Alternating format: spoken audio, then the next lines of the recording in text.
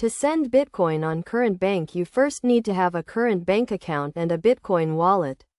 Start by logging into your current bank account online or through their mobile app.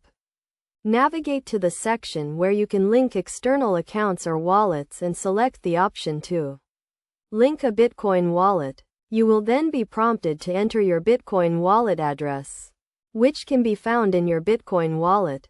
The wallet address is a unique string of characters that identifies your wallet and allows you to receive Bitcoin. Copy and paste the address into the required field and confirm the link.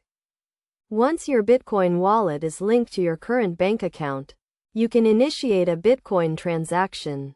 To do this, navigate to the section where you can send money and select Bitcoin as the payment method. Enter the recipient's wallet address and the amount of Bitcoin you want to send.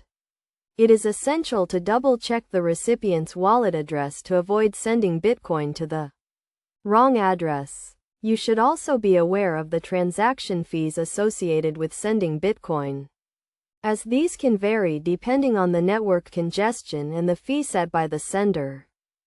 After entering the recipient's wallet address and the amount of Bitcoin, review the transaction details to ensure everything is correct. If you are satisfied with the transaction, confirm and authorize the payment. The Bitcoin will then be sent from your wallet to the recipient's wallet. It is crucial to keep in mind that Bitcoin transactions are irreversible, so it is vital to verify the recipient's wallet address before sending the Bitcoin.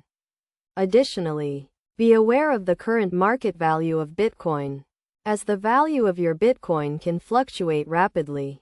In conclusion, sending Bitcoin on current bank involves linking your Bitcoin wallet to your current bank account, initiating a transaction, and confirming the payment. Always double-check the recipient's wallet address and be aware of the transaction fees and market value of Bitcoin to ensure a smooth and successful transaction.